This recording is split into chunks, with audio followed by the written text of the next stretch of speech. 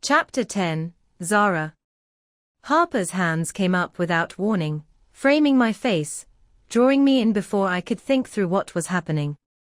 Her lips met mine, direct and evident, closing the distance I had been circling for days without naming.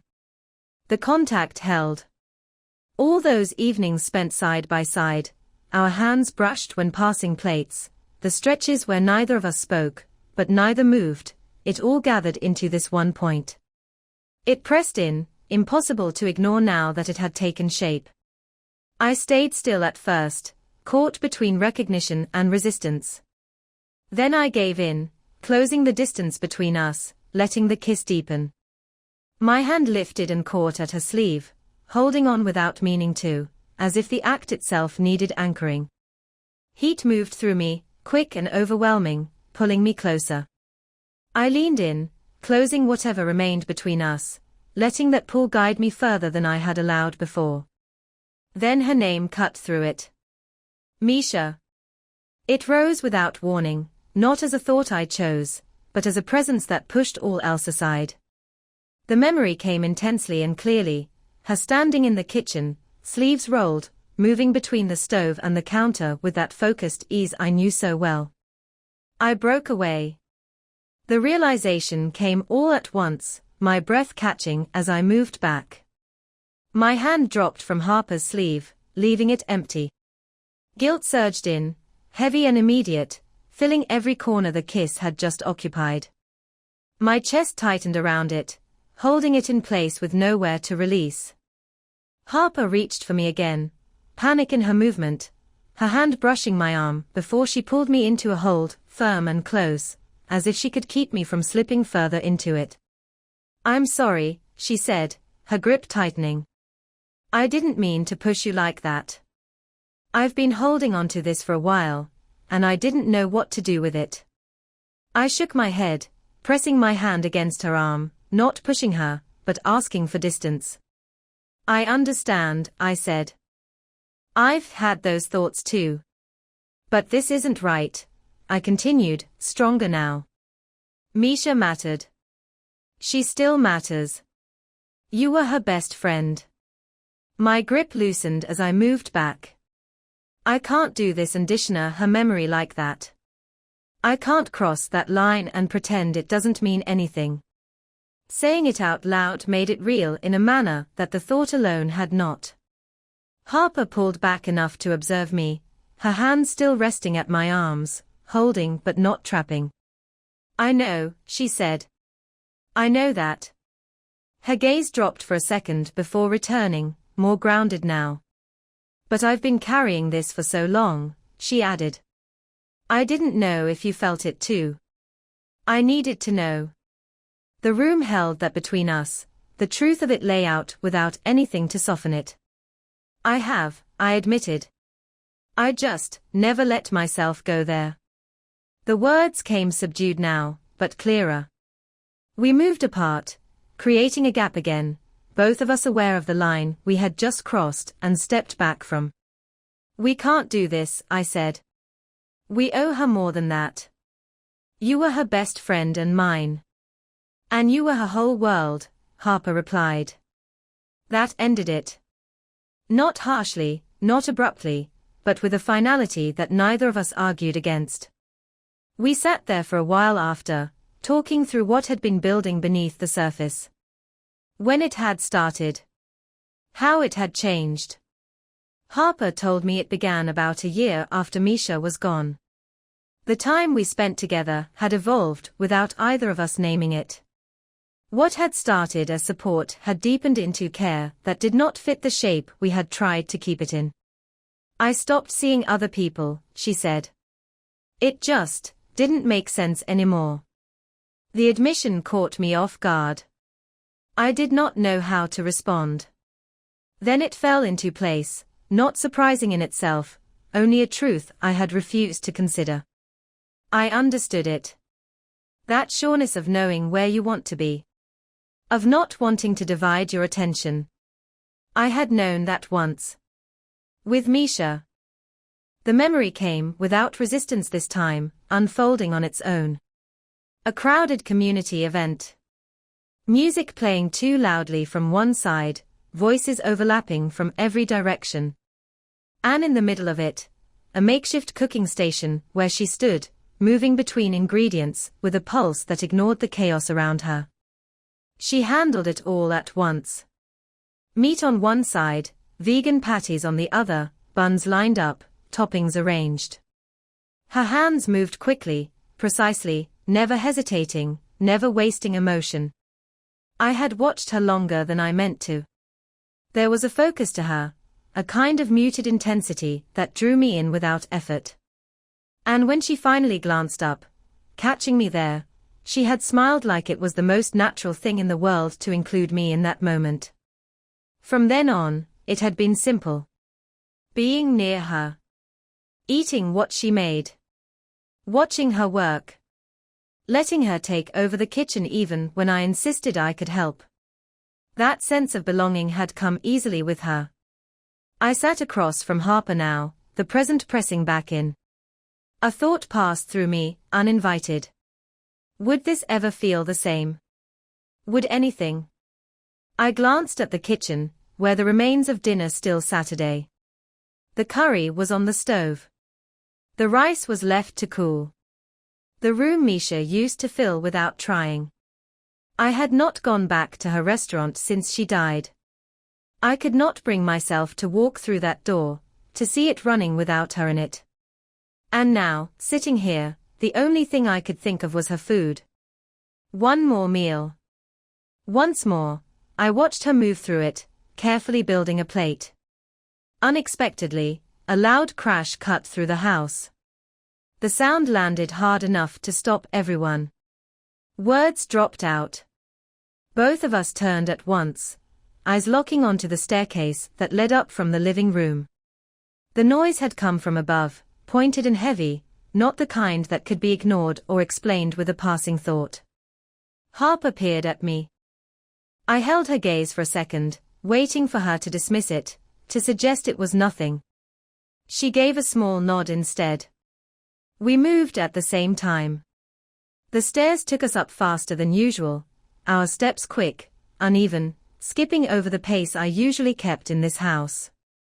The hallway stretched ahead.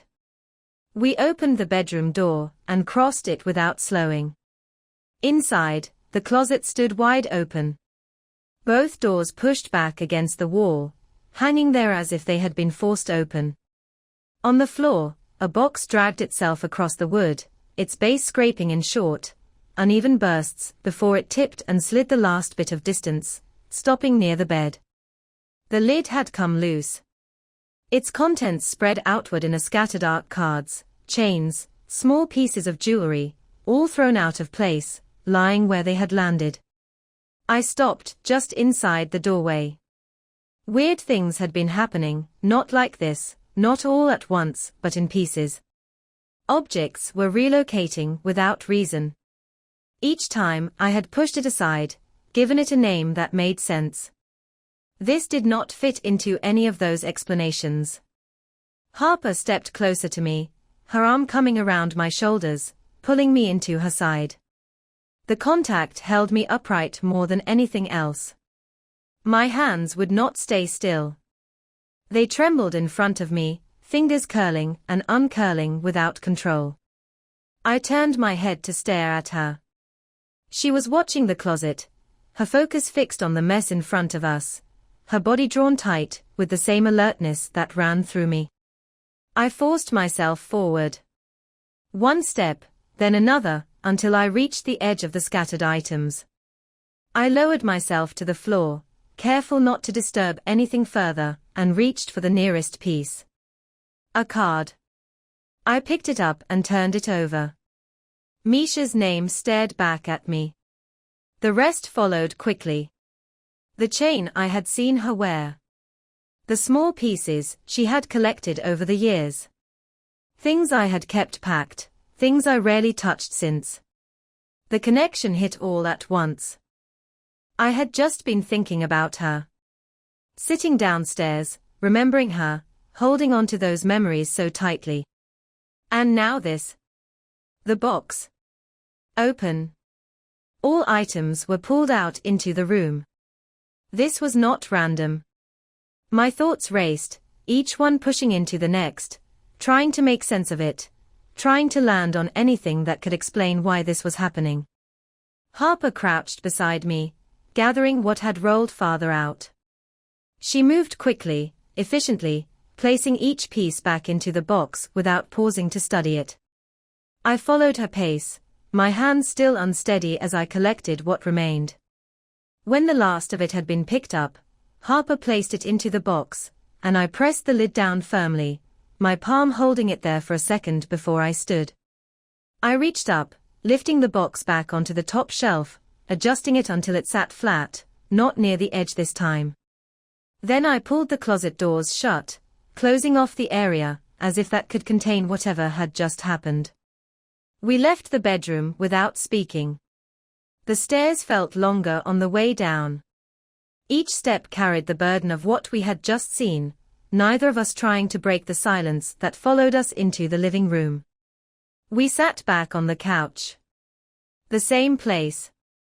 The same room. But nothing about it held the same ease as before. Harper leaned forward slightly, her elbows resting on her knees, her hands clasped together.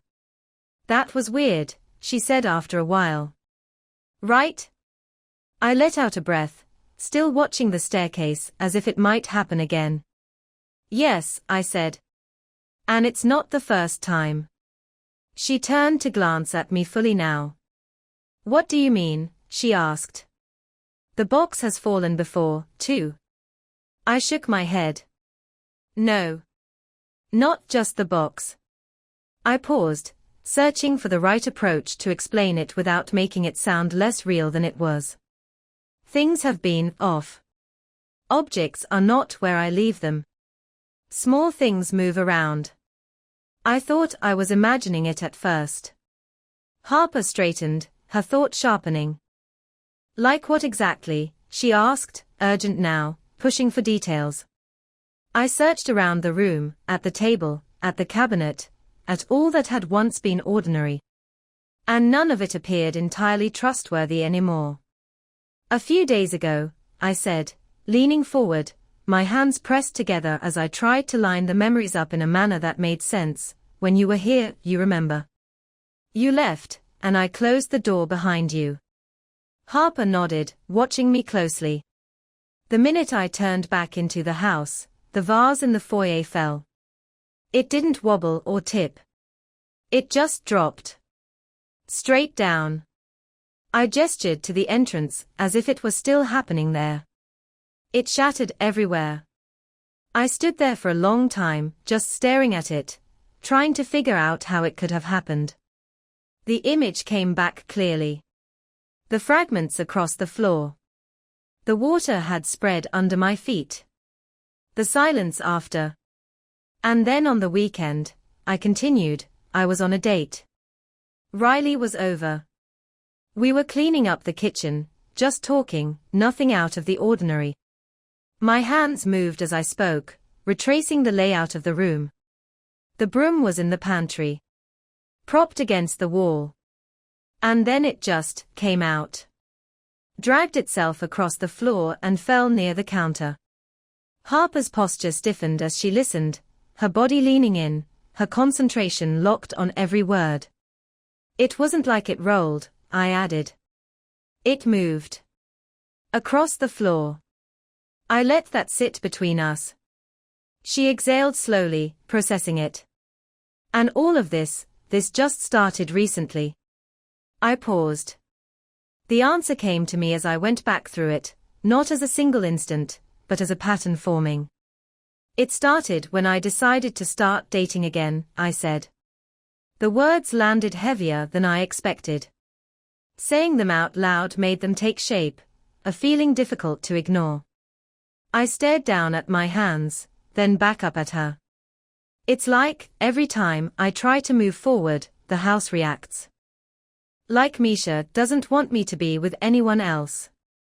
The thought wrapped around me quickly, pulling tight before I could push it out. Harper shook her head immediately. "That's not true," she said. "Misha would want you to be happy." No matter what that appears like.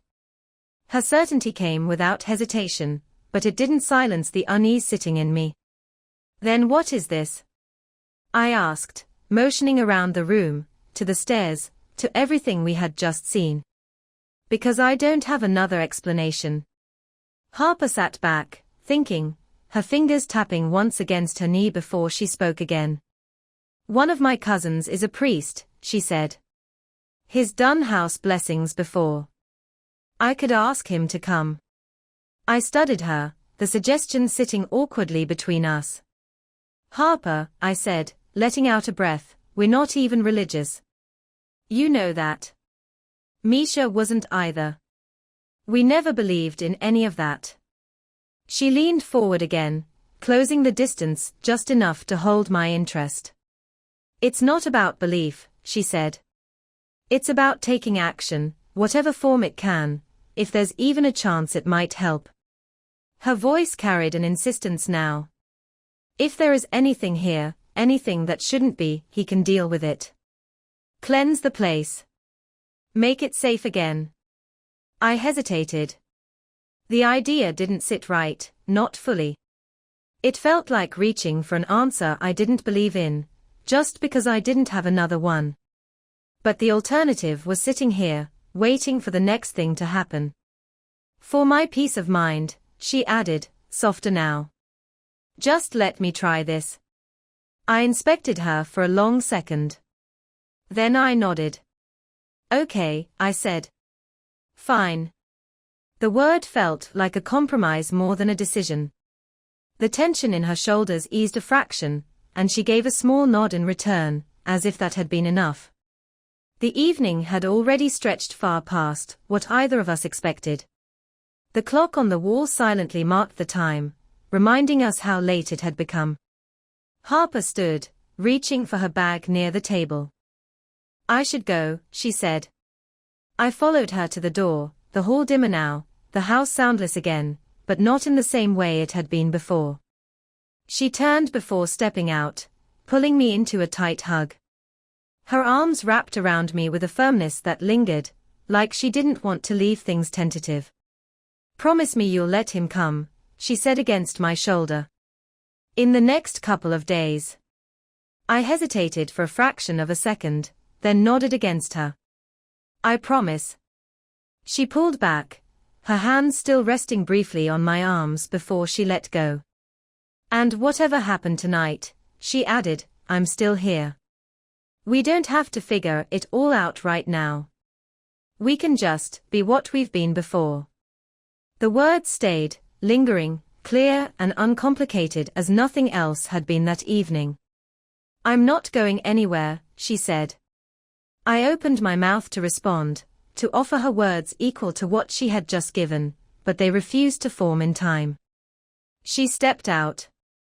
The door closed behind her. I stood there, my hand still resting near the handle, the house pressing in again. The next few days dragged on, making time lose its shape. Nights stretched longer than they should have. Sleep came in short bursts, broken by the smallest sounds. A tap from the kitchen. The groan of wood in the passage. The muted hum of appliances that suddenly felt louder once the rest of the house went still. I lay awake more often than not, staring at the ceiling, waiting for the next interruption. Silence had changed. It no longer meant rest. It carried stress, pressing into every room, filling the gaps between objects, turning familiar corners into places I avoided exploring for too long. Harper had already spoken to her cousin. That thought stayed with me through the day, through work, through every tick. I tried to act like things were normal. He was coming tonight. Answers. Or at least the promise of them. By the time I got home, I had moved through my routine without thinking. Cleaning the counters, rinsing dishes, stirring the pot on the stove, and eating without tasting much of it. Each action passed into the next, just to keep my hands busy until the evening arrived. The doorbell rang. The sound pulled me out of it immediately. I wiped my hands and crossed the living room, each step quicker than the last. When I opened the door, Harper stood there, and beside her was a man I had never seen before. He stood straight, not really stiff, but composed in a way that drew the eye without asking for it. He was older, though not frail. His hair had thinned at the front, brushed neatly back, streaks of grey running through it. A short beard framed his face, well kept, not overly styled. His clothes were simple. A dark shirt, sleeves buttoned at the wrist, and a long coat that fell just past his knees. Around his neck hung a small cross, worn but polished from use. He held a leather bag in one hand. "Thank you for coming on such short notice, Father," I said, stepping aside to let them in. "You can call me Brian," he replied, his tone calm, almost conversational. "Your family, after all." The familiarity of it caught me off guard, but I nodded, adjusting quickly. "Right, Brian," I said, closing the door behind them. "So what do you think? Is the house haunted?" The attempt at humor came out wrong. He did not laugh. Instead, he took a slow glance around the living room, his gaze moving from the couch to the cabinet, to the corners of the ceiling, taking in each part of the room with eager awareness. "It's natural to be frightened," he said, stepping further in. "I'm not." I stopped myself, correcting the instinctive response. "I just need to understand what's happening." He gave a small nod, as if that was the answer he expected. "Then we'll see what we can find." He set his bag down on the table and opened it with care. Inside were a few items placed neatly. A small Bible, its edges worn from use. A metal container of holy water. A cloth folded precisely, tucked beside them. He picked up the Bible first. There was no rush in his movement. Each action followed the next with intention. He walked across the room, like tracing a path that covered the area without repeating itself. His eyes lingered on certain points longer than others. The doorway. The corners. The crevices near the staircase. Then he moved to the stairs. "Let's check upstairs," he said. We followed him. His steps were measured, even, each one placed with care as he climbed. At the top, he paused for a brief second, looking down the corridor before choosing the first room. He entered without hesitation. Standing just inside, he opened the Bible and began to read. The words came low and continuous, not loud enough to fill the house, but clear enough to hold their shape in the room. He did not rush through them. Each line carried through before the next began. When he finished, he dipped his fingers into the container and flicked droplets of water outward. The motion was precise, controlled, covering the room in a pattern that seemed practiced. Then he moved on. Room by room, he repeated the same process. Step in. Pause. Read. Water. Step out. When he reached the bedroom, his pace slowed just a fraction. His gaze moved across the bed, the closet doors, and the bookshelf above. For a brief second, he stood still, as if weighing a thought. Then he opened the Bible again and continued. Harper stayed close behind him this time, watching more carefully now, her attention drifting between him and the room. "Do you sense anything here?" she asked when he finished. He closed the book and surveyed around once more, taking in the room one last time before answering. "Nothing you need to be afraid of," he said. The answer came easily, without hesitation. "The house is well kept. There's no presence here that lingers with ill intent." He turned and stepped back into the corridor, already moving to the stairs. We followed him down. His pace remained the same, unhurried, as if the outcome had already been decided before he arrived. We sat back down in the living room, the three of us forming a loose triangle around the low table. The lights were still on, every corner of the room visible, nothing left in shadow. The house seemed the same as it had been. Clean. Familiar. Ordinary. Father Steadfast rested the Bible on his knee and turned to me. "I've completed the blessing," he said. "You shouldn't face disturbances in the same condition anymore." His voice carried a faith, as if it had been placed there as a conclusion. He leaned back a fraction, his fingers coming together, as if he was sorting through what to say next. "That said," he continued, "there can be remnants. Presences that linger without intent to harm. From what Harper described, and from what I observed while moving through the house, there may be an entity here that hasn't found its place yet." Harper braced beside me, her posture tightening as she listened. "It doesn't understand how to move on," he added. "So, it acts without direction.